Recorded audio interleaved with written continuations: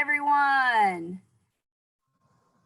Welcome to this morning's first session of the day, Career Connections 103. We're going to go ahead and get started. Hope everybody's having a great Wednesday. It is Wednesday, so the week is half over already. We're going to go ahead and get started. Just a couple of housekeeping things. You know, if you've been joining us for these calls, you know this is my typical spiel. If you have questions, please utilize the chat feature. We're going to be doing questions at the end of Michelle's presentation. So if you think, as you think of them, go ahead and type them in, and I'll throw them out there to Michelle after her presentation is completed. If you're joining us on YouTube, sorry, my YouTube's over on to this side of me. If you're joining us on YouTube, welcome, and we'll try to pull the questions that are asked from the live feed at the same time. If you have questions after the fact, please remember to use the session survey feedback link, auxiliary.uga.edu, and then under auxiliary connections, it's the survey and feedback. You can leave your comments anonymously, or you can tell us your name.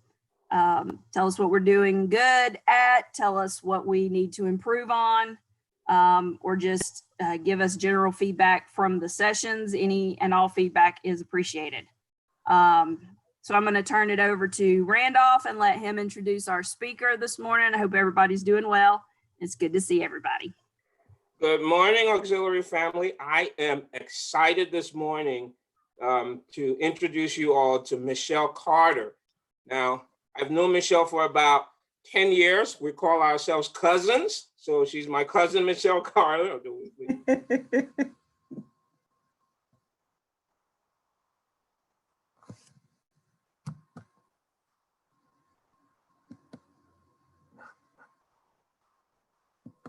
Randolph, did you mute yourself?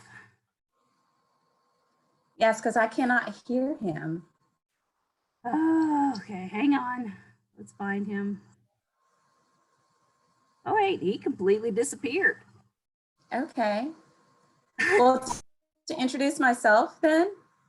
He said computer restarted. Take it away. So go ahead, Michelle, and introduce yourself, if you will, please. All right, well, good morning. My name is Michelle Carter, and it's my pleasure to speak with you all today about Career Connections 103, building yourself and expanding your career. Randolph was introducing me, and as he said, we've known each other for about 10 years. We do say that we are cousins, even though technically we're not related, but he's a Carter and we consider each other family. You may be wondering why Randolph decided to ask me to talk about this particular area. Right now, currently, I work in the Division of Development and Alumni Relations, and I serve as our Director of Talent Management, as well as our Chief Diversity Officer. And in this role, I am responsible for making sure all of our staff members have a very positive experience. So that's anything from onboarding to exit interviews to career talent discussions, surveys that we send out to see if people are having a really great experience. And also any of our diversity inclusion initiatives. Prior to this role, I actually worked in career services here at the university for about 12 years. And there I worked very closely with all of our students here at the university, be it undergraduate, graduate, or professional students, and helping them to figure out what they want their life to look like after graduation. So for our first year students, that may look like choosing a major. And for those students who are seniors, it could be helping them to write their resume, interview skills, and finding jobs. And for other students, it may have been helping them get into graduate and professional schools. So I have many, many years of experience working in career services area, even though now I'm working more so on the HR side and talent management. I've been here at the University of Georgia for 18 years. I actually came here in 2001, and I have worked my way up the ladder here to a director role here on the campus of the University of Georgia. So I'm excited to speak with you all today about how you can take your career to that next level. So I do have my presentation here so that I'll just go ahead and get started. It's important to me to really set the landscape to let you all know what we're going to be talking about today.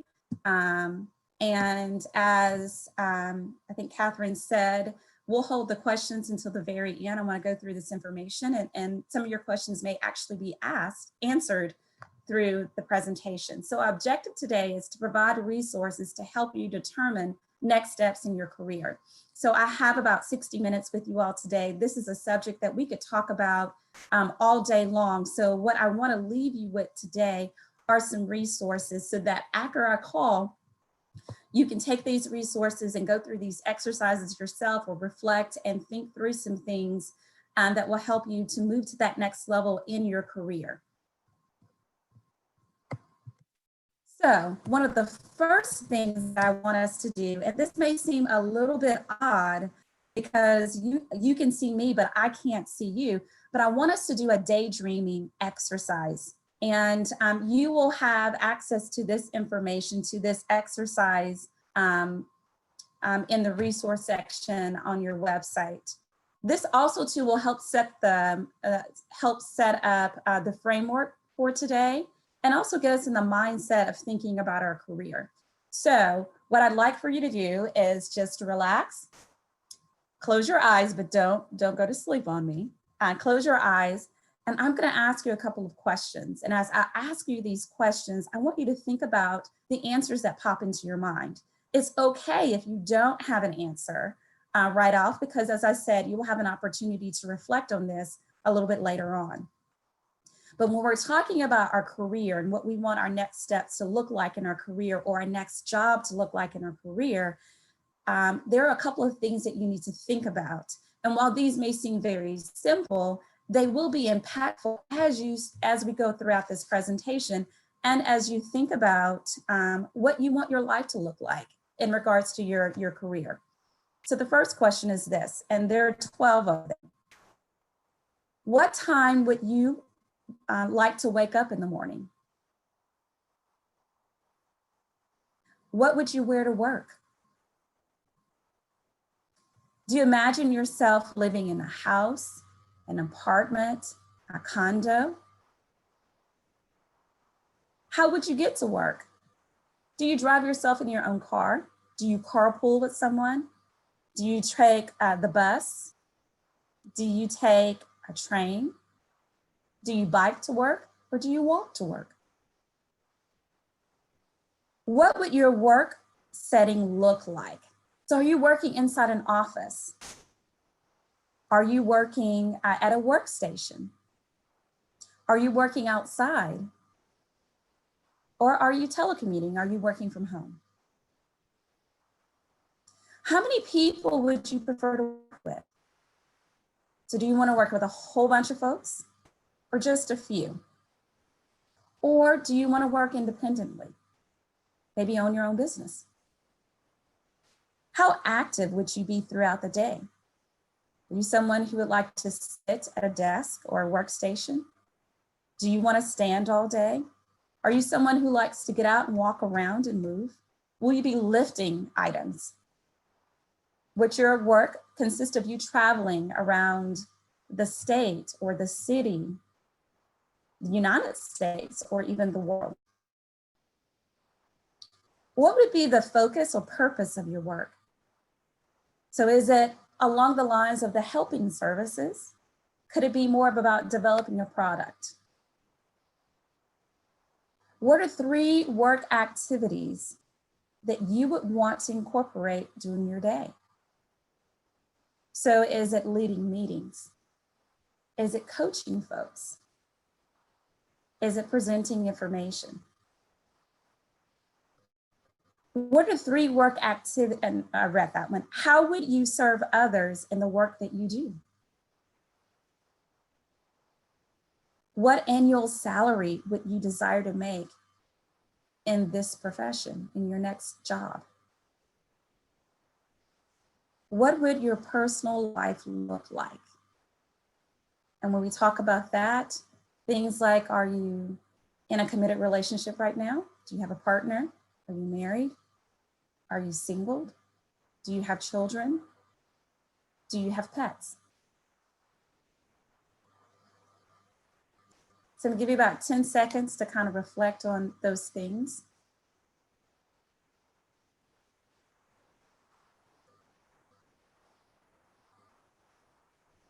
Okay. So I know that I just shared a great deal of questions with you, but these questions are really important. And one of the reasons why these questions are really important is in the first step of taking your career to the next level is really knowing yourself. Most people, when they are looking for their next opportunity, whether they're looking for their next job, whether they're trying to change into their next, into a different career, career changers, one of the first things they do, they go to a website like Indeed.com, or we may go to the UGA job board, and they start looking for jobs. And while that is not necessarily wrong, what I find is when people do that, they're allowing the job to choose them versus them choosing the job. And so in order for you to choose that next job for you, to ensure that as much as you possibly can, that you're gonna have a good experience, that you're gonna enjoy the job, then you need to take some time and really have some conversations with yourself and reflect. So some of the things I want you to do is identify what are your career interests. So what is it that you are interested in? And so how do I figure this out? So one of the things that you may want to do is think about, what do you do in your free time? What are some of your hobbies? What do you talk about with your friends a great deal? What is it, again, as we just did, what is it that you daydream about that you want to do? So what are your interests? And then your personality. What makes you uniquely you? And this consists of the things that you think about, your thoughts, your behavior patterns, your emotions. Some of this is, do you like to surround yourself with a whole bunch of people when you're working? Do you enjoy, do you get energized by being around a whole bunch of people? Are you someone who you'd rather work with a small group of people? Or in some cases, you may decide that you want to work independently. That's how you do your very best work. You may be someone who may be more on the analytical side of things. You may be someone who thinks about more of the process. Or in terms of your personality, you may be someone who you're more adventurous. You have these great ideas and you're very creative. Or you're someone who's very nurturing and caring. And so you're really thoughtful about the kinds of experiences that people have. And then your skills. What are the things that you are good at doing and that you enjoy doing? So you may be good at something, but you may not want to do that as your next step in your career. So your skills. So this talks about your ability. What are you able to do? And then your values. What is important to you in the work environment? Some of the things that I mentioned, as we talked about earlier, were things like, do you want to work inside or you want to work outside? There's some people who say, you know what, I cannot sit behind a desk. That doesn't get me going, and that doesn't get me jumping out of the bed in the morning. So I'm someone who wants to be outside. It could be someone says, I want to work with my hands. I like creating things. I like maneuvering things. I need to touch things. Your values, other values. Things like, do you want to be at home in the morning when your child goes off to school? Do you want to be at home in the afternoon when your child gets home from school? Do you want to tuck them in at night? Is it important to you that your family or that you go on a vacation every year? So these are some of the things, as I talked about, they're going to be very important to you. Why is knowing yourself important? So when you write down answers to the questions that I read out to you, and as I said, I'll have that resource sheet for you, then you start to craft what that next position looks like for you. And all of these things are going to be really important. So if there's a value to you that you're at home when your child gets home from school, or you're at home to help your child do homework or tuck them in at night, And if you have a job that takes you away from that, what you'll find is that you'll feel this tug. Yes, I need to work, but I also feel like I'm giving up spending time with my son or daughter. And so that's going to be a conflict in your job. So know yourself, know what's important to you. And as you go through and answer these questions, you may find that you have to kind of give and take on some things, but that's okay. At least you have a framework for what is going to be important to you in that next position. So we have our very first poll here. And so just to get you engaged and set us up to talk about the next aspect of this presentation, the poll is everyone has a personal brand. And so I'd like for you all to let me know whether you believe that is true or false. So I see people are, they're chiming in.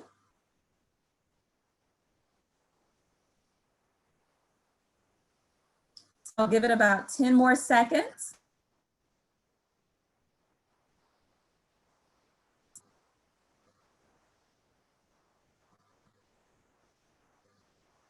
Okay. All right, so thank you for participating.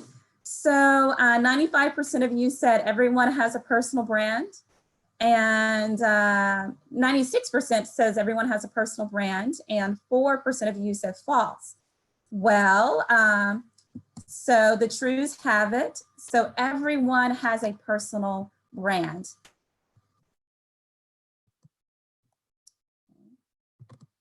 All right. So as you see here on the screen, I put up Target and Walmart, Popeyes versus Chick-fil-A, AT&T versus Verizon. I certainly understand why people may have said, some people selected false, you don't have a personal brand. Because when we think about branding, we normally think about corporations like Target and Walmart, Popeyes or Chick-fil-A or AT&T and Verizon, and all the other corporations. And so that's why they run commercials. They have a huge marketing department, communication department that shares information about that organization, things that you want people to know. So when I go into Target or I go into Walmart, they say they want me to have a specific kind of experience. And so I will determine whether I have that experience or not. Therefore, I'm also determining whether the brand of that organization is true. So that's true of every corporation. But also, do you know, in a sense, that is true for each and every one of us. Now, corporations may call it a brand. We have referred to it as a personal brand, but you may know it as reputation. You may have heard people say your reputation precedes you. This is just another way of saying managing yourself. What are those things that we think about when we're thinking about managing ourselves? There's some of the questions that I have here on the screen. So how do you make other people feel? What are you known for, or what do you excel at work? What is your attitude like at work? What do you want people to say about you when you're not in the room? What do you think people say about you when you're not in the room? So and I'll use an example that I just talked about, Walmart and Target. I shop at both places. I will say that I get two different feels from when I'm in Target versus Walmart. So when I'm in Target, I know absolutely that at some point while I'm shopping there, that I'm going to see a Target representative, customer service person walking around on the floor. Usually that person is straightening up things, or they may, even when they see me, they ask me, is there anything I can help you find? They make me feel like that I'm taken care of, that I'm seen, and that they're very helpful. Now, I will say the prices at Target are a little bit more expensive, so I have to pay for that, right? Now, when I'm at Walmart, I like Walmart as well, but I will say that instead of the person at Walmart coming to me, sometimes I have to go find that person, and that's okay. I still enjoy working. I still enjoy shopping at Walmart. People have been able to help me find things, but it's just a very different feel. What I really like about Walmart, though, is that their prices are less expensive than Target. So depending on what I need, depends on where I'm going to go. And I'll let you know, I shop at Walmart more than Target because of the prices. My question that I want you to think about is, when you're interacting with folks, when you're talking with individuals, how do you make them feel? So if someone comes to you and asks a question, when they walk away from you, do they feel as if you respected them? Do they feel as if their question was answered? And most importantly, if they have another question, they feel like they can come back and talk to you again and still get that same type of warm, respectful, helpful feeling. What are you known for or excel at in your organization? Are you the kind of person that if you're there to greet individuals, if you're there to help folks, you have a smile on your face? People gravitate toward you because you have an excellent level of customer service, or you're someone who's very knowledgeable. Maybe you're the person who knows all about social media. And so when there is someone who needs assistance with that, they'll say, well, go to XYZ person. They know everything about social media. Or go and find such and such, because this person knows everything about PowerPoint and Excel. Or go and talk to this person because she knows everything there is to know about auxiliary services and the University of Georgia. And what is your attitude like at work? Everybody has a bad day every now and then. So there are days that I may have been a little bit grumpy at work. It all happens. But if this is something, if this is your default kind of personality, then that is gonna, that attitude, that grumpiness is gonna precede you. And so people will know you as the person who's grumpy. Now, I know that does not happen to anyone here in auxiliary services because everyone is nice and friendly and very helpful. So you won't have to worry about that at all. And then what do you want people to say about you when you're not in the room? Now, I'm not talking about gossip, although we do know gossip does happen in the workplace. But what are those things that people are saying about you? Again, going back to what are you known for?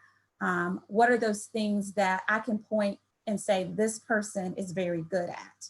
And then what do you think people are saying about you when you're not in the room? This is more of a reflection question for you. All of this encompasses your personal brand. Why is it really important to you? It's important because at some point, as I said, you're going to start to look for jobs. And when you start to look for those jobs, you're also going to have to sit down and write your resume and write a cover letter. These are things that you can put in your cover letter. So things that you're good at could be something that you put in your cover letter, say that I am the star person on our team who knows all about social media. So maybe you're applying for a position working in a marketing department, working for social media. In addition to that, with your resume, at some point during the application process, they're going to ask for your references that you include as a part of your resume, as a part of your application as well. And so if you know that people have a high regard for you, then you know, and you know what people are saying about you, then you can go to those individuals and ask them to serve as a reference for you on your resume. So that's one of the reasons why it's really important to know who you are, how you show up in the work environment, and what other people may be saying about you. So our next poll question, poll number 2, is, if I work hard enough, it says here, if I work hard enough, my supervisor will always take notice and reward me. So I'm gonna give us about 15 seconds.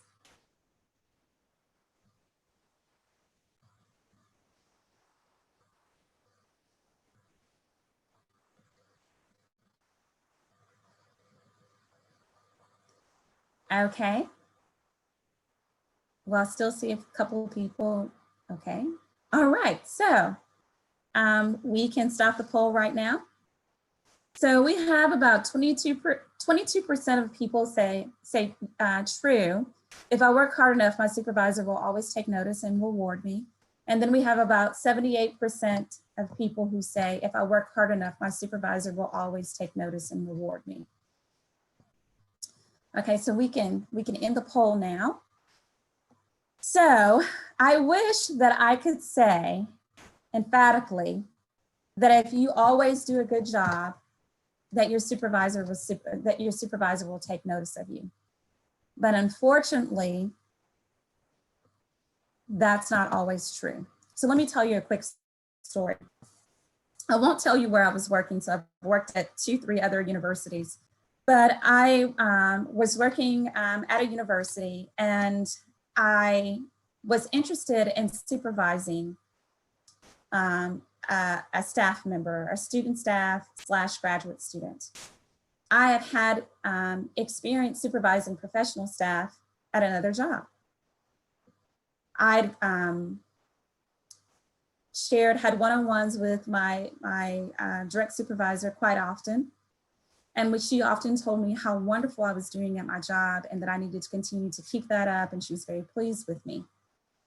Well, about a couple of weeks later, an announcement was made in our office that one of our staff members would be supervising a graduate student and a student assistant. So 2 different people. And I was a little upset about this because I wasn't considered for the opportunity. So I took a chance and I sat down and spoke with my direct supervisor, and I said, you know, I'm very excited and very pleased to know that there are opportunities for us to supervise student staff and graduate staff. But I felt like I wasn't considered for the opportunity. And I have experienced not only supervising graduate and student staff in the past, but I've also supervised professional staff. And what she said to me is, I wasn't aware that you were interested in supervising staff. So she'd shared with me throughout my one-on-ones and performance evaluations that I was very good at what I did, but because I didn't speak up and let her know that I was interested in this opportunity to supervise people, she never considered me. So that's the reason why I say it's not only important that you do your job well, that people will notice you, but you also have to speak up and promote yourself, which leads us to the next slide. Promote yourself effectively. The story that I just told you, as I said, I'd spoken with her about my performance evaluations, and she said I did a great job. I always got the highest marks. But the one thing that I failed to tell her is what I saw my future looking like at that organization. For me, that future looked like supervising either graduate staff, student staff, or professional staff. It also looked like leading up committees. It also looked like taking the lead on special projects. It also looked like creating projects that fit in with the overall goals of our organization so that I could say, these are projects that I've led and this is the success that I had. But because I never shared that with my supervisor up until that point, she had no way of knowing that that was an interest of mine. Now, I'll be honest with you, I was a little bit nervous about going into her office and sitting down and talking with her about it. I felt like I was taking a chance, even though I knew I was a good employee, because I was really afraid of what if she said to me, no, Michelle, you can't do that. But I always go by this mantra. Since I've had that conversation with my supervisor many, many, many years ago, let them tell you no. Because I did not share my interests with her, she had no way of knowing that I need to be considered. So from now on, what I do is I go in and I share what I'm interested in with my supervisor or my managers. I talk with them about the skill sets that I have developed as a result of the work and projects that I'm doing. And then I line them up with the goals of the organization. And I think that is very key. I can't just go in and say, I want to lead up a project, but this project has nothing to do with the goals that we're trying to achieve within our organization. So that's going to be the key there. Talk with your managers, figure out what are some of our goals.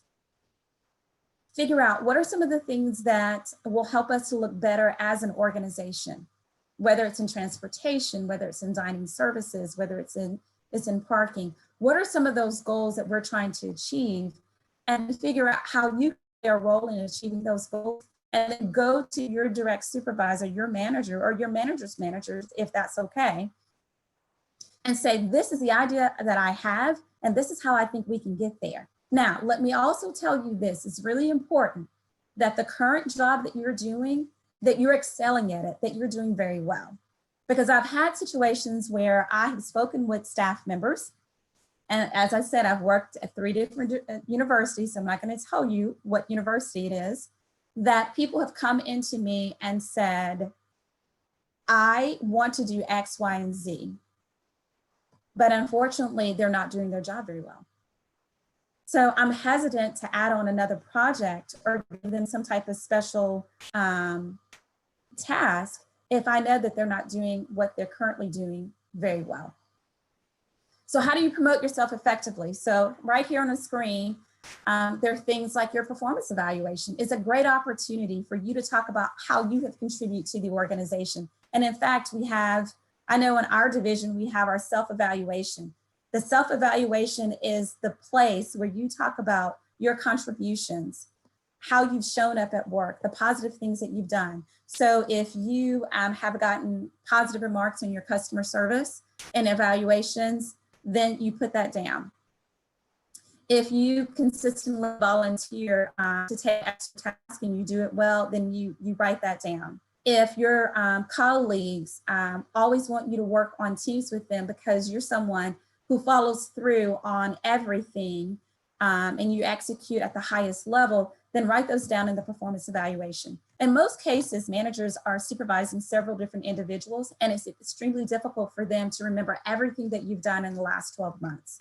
So make sure that you're writing down a list of your accomplishments in your job. And so at the end of the year, when it's time for you to complete your performance evaluation, then you write everything down.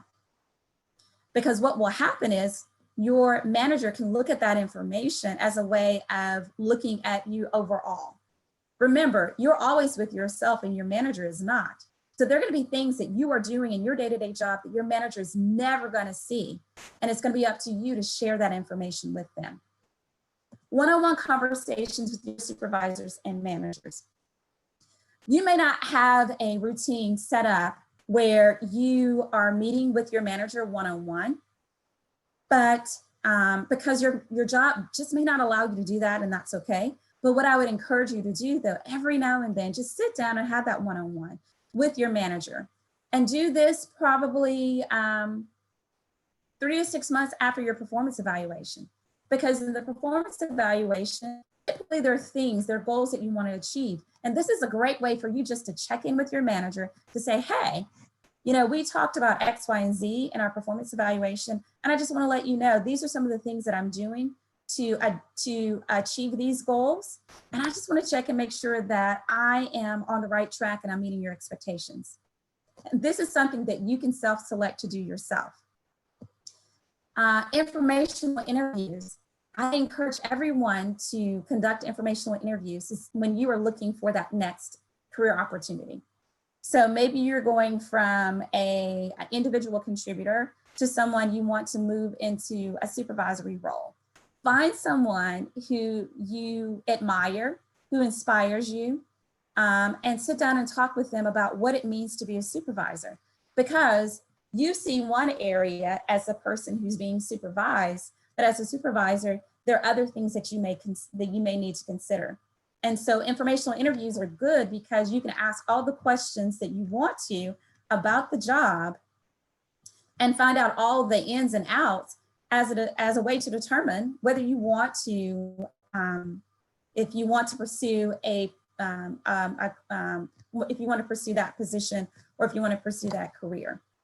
And then the other thing too, promoting yourself effectively, and also with the informational interviews, that's a way for you to promote yourself effectively. So as you're asking questions, you can say, oh, this excites me.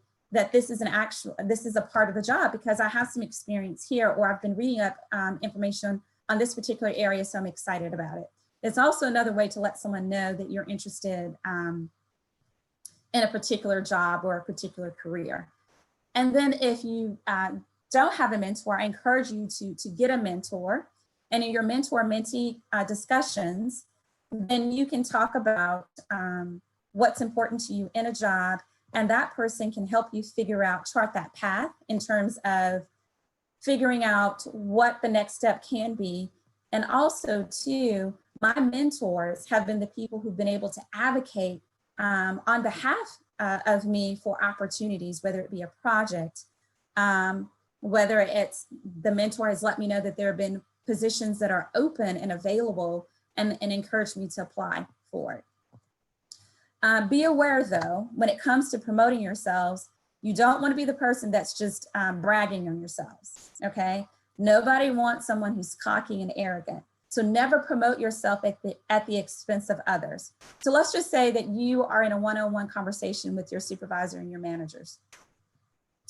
And you worked on this project and you did a really good job on the project, but there was somebody else who maybe didn't do as well a job. Maybe they didn't come through, meet deadlines.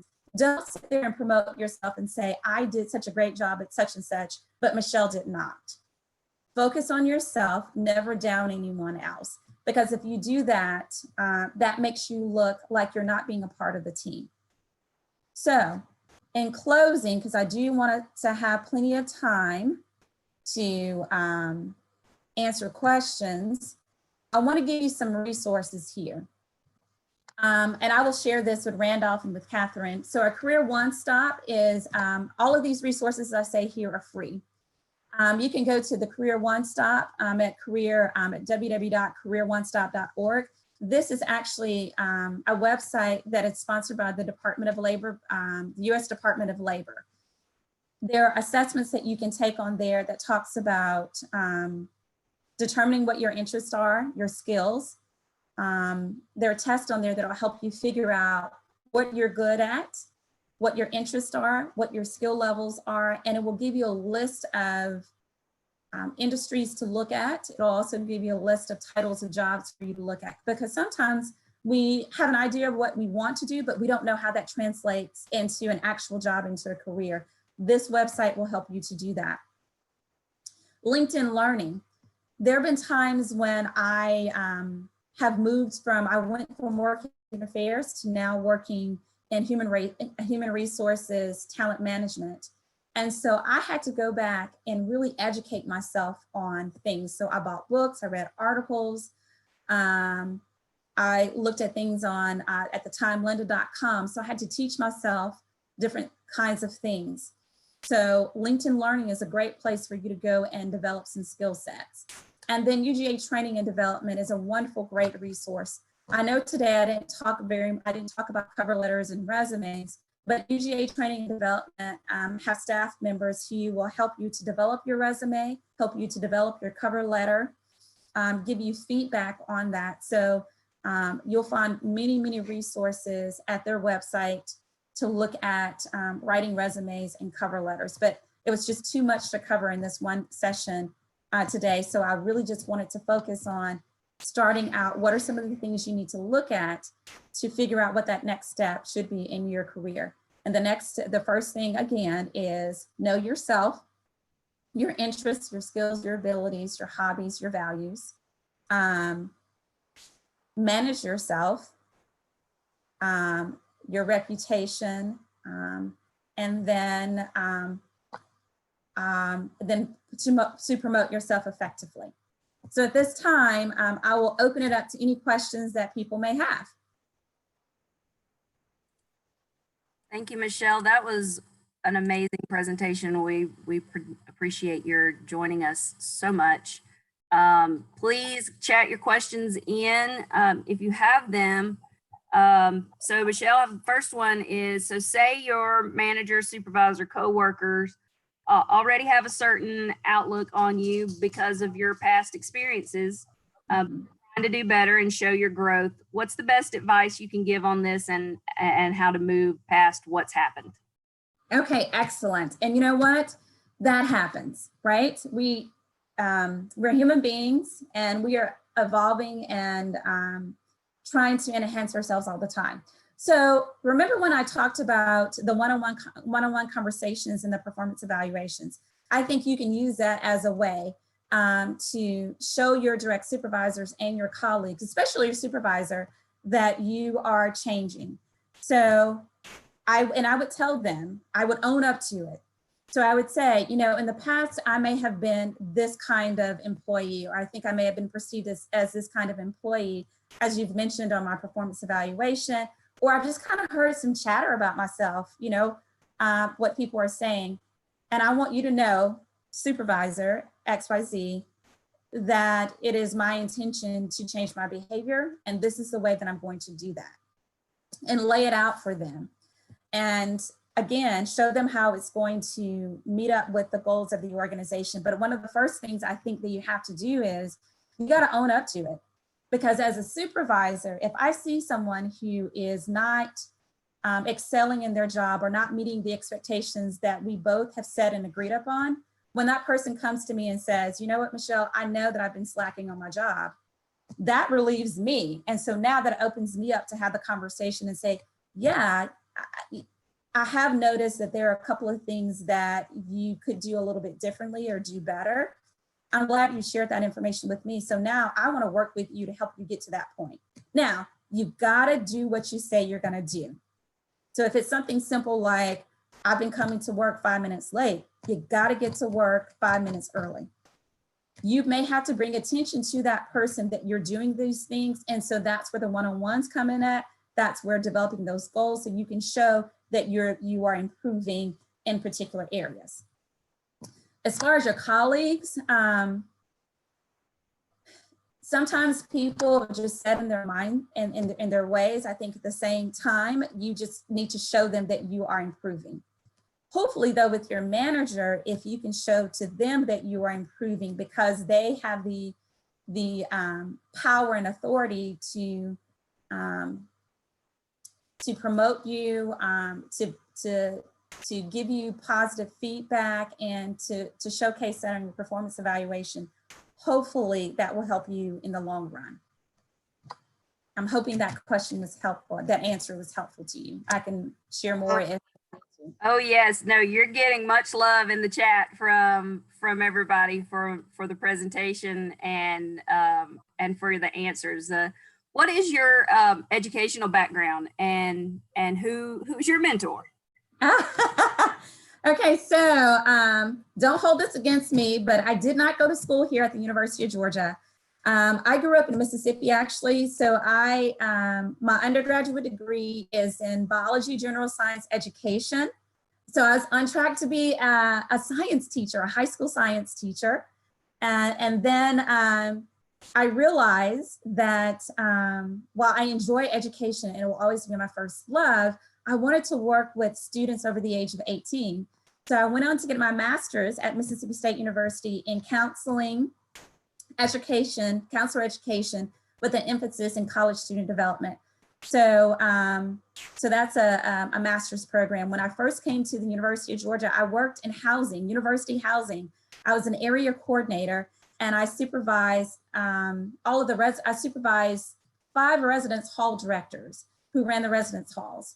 And I worked with students day in and day out, college students. So that's how I got here at the University of Georgia and loved it. And then decided that I wanted to do something different because that's a 24-hour job, day in and day out. I got burned out and moved over into career services. Who is my mentor? Right now, because I've had mentors at different seasons of my life or different seasons of my career of my life. So my mentor right now is the Vice President of Advancement, Communication, and Marketing at Norfolk State, Virginia. So she's my mentor that is external to the University of Georgia. And then a mentor that I have here, which is not very formal. And so I don't know if he would say I'm his mentee, but he's my mentor, is Victor Wilson over in Student Affairs. So Victor and I have known each other for many, many years. When I started work here in 2001, I connected with him. And when I need to think through things, when I have a problem, I email Victor and I say, hey, I need to spend 20 minutes with you or 30 minutes with you. He always gives me excellent advice. He challenges me. He makes me think about things very differently than I have before. He is on the president's cabinet, so he can give me a view of things that I would never have in my role. And so he's someone who I definitely see as my mentor, and someone who I value and just absolutely love him, appropriately as a professional. Well, that everybody take note. Victor's going to be with us next Friday. He is fabulous. You're going to love him. He is fabulous. Next Friday, so be sure to make a note. Okay, so I have a couple more questions for you if you're good. Yes. How do you go about finding a mentor as an adult? What do you look for in a mentor? Okay, that's a great question. I'm glad you asked that. So I think it's going to be different for everyone. As I mentioned, I said that. So I've had several mentors in my life, and I think it depends on what I'm facing and going through at that time as a career professional. So I am the director, as I said, I'm the director of talent management right now, and in our hierarchy, we have a senior director of talent management. And so my career goal one day is to be her. And that may not necessarily happen here at the University of Georgia, but that's my career goal. And then after that, I would love to be an AVP for talent management. So so I am thinking about what I want to do next and then afterwards. So when I talk to Victor, the things that I talk with him about are things that are going to help me get to that next step. So it is some of the things we talked about already is knowing myself, what's really important to me, how do I promote myself without bragging, who are people on campus that I need to get to know that can help me get to that next step. I ask him to give me feedback about things that he hear about me on campus. So, if you hear, Victor, what are you hearing about me? What's the chatter? Is there anything that I need to be working on? Also, what are some things that he has seen that people have made mistakes with while being here at the University of Georgia or other places? So for me, what's important for me is how am I maintaining my brand, and who are folks on campus that I need to possibly sit with who can tell me what the political dynamics are here at the University of Georgia. And as you move up the ladder, how do you navigate that? So it's really based on what you're dealing with now. So earlier in my career, I was asking questions of my mentor, things like, I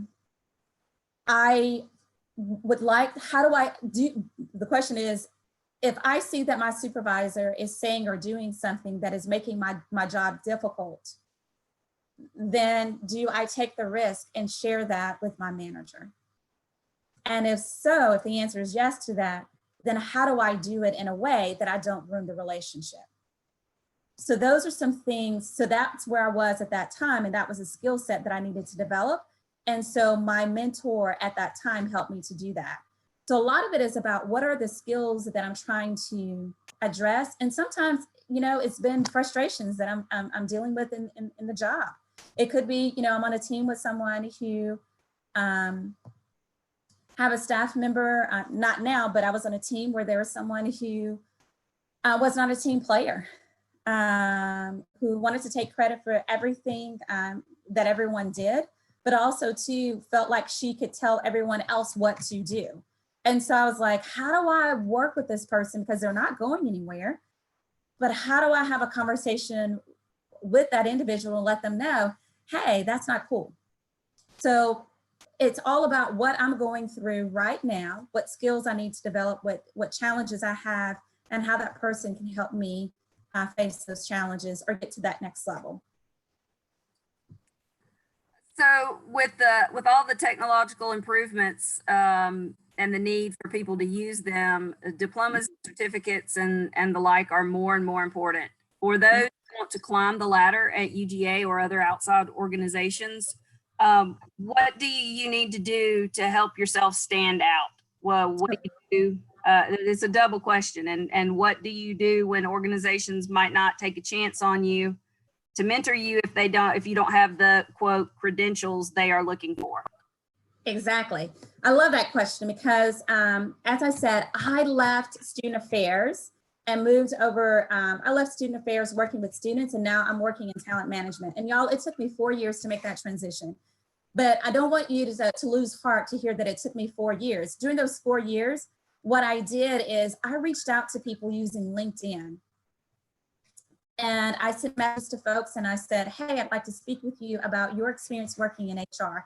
This was an opportunity for me to find out what's going on in the HR industry, and found out what types of degrees that I needed, because while I have an undergraduate degree and a master's degree, they're in education. They're not in human resources.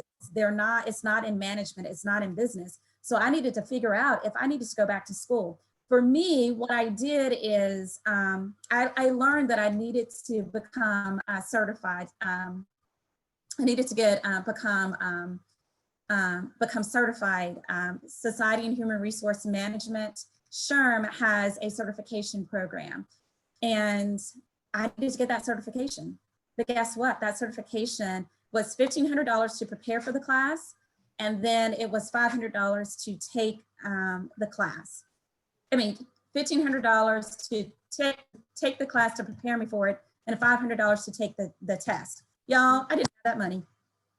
I did not have it. So the next best thing for me is I went online and I found a book that would prepare you to take the certification.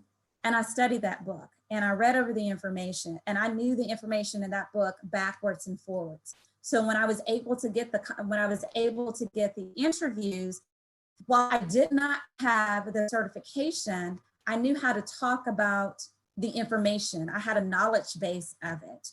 I would search online and find free webinars to take to get the information that I needed. So again, while I did not have the certification, but I could show to someone that I am learning this information. And I did this in addition to my job that I had at the Career Center, because I was extremely serious about making that transition into talent development, human resources. There were times where I would sit in my car and listen to a webinar and take notes because I was just that serious in gaining this information. You all now have LinkedIn Learning. At that time, I didn't have LinkedIn Learning. And so you can go through those courses there and get the information. So sometimes you're not in a situation where you can go back to school or you have the money to get that certification, but you can get that knowledge. And what was the other part of that question? Second part was, what do you do on when an organization might not take a chance on you to mentor you if you don't have the credentials that they were looking for? Well, you heard me say the first mentor I mentioned is the vice president at Norfolk State University. Look outside of your department, look outside of the university. And in fact, I always have two mentors, one that's here at the University of Georgia, and then I always have someone who's outside of the University of Georgia, because that person, sometimes I can tell Victor anything and he's going to keep it. I trust him fully for him to keep my confidence. But sometimes you get someone who just can't keep secrets. And so you don't want that information getting back to someone here on campus. So having someone who's outside of the university, I think you've got to reach out to people, take a chance. That's why we have LinkedIn. Write a message to someone and ask them questions. And the mentor-mentee type of relationship, it kind of evolves over time for some people. So with Victor, it just kind of happened. He worked here, he left, he came back, I reconnected with him. And just over time, he has been the person, my go-to person. My mentor that I have at Norfolk University, I was at a conference and walked up to her because she made a comment that was very interesting to me. And we had a conversation about that comment. And then later on in the conversation, I said, hey, I'm trying to get to the level you're at one day. So would you mind mentoring me? And the mentor, let me just tell you, it's not, I'm not talking to this person every day. I may talk to Victor maybe 3 or 4 times a year. And I set up a time with him. I let him know what I want to talk about, and I stick to the time limit. So if it's 20 minutes or 30 minutes, I stick to that.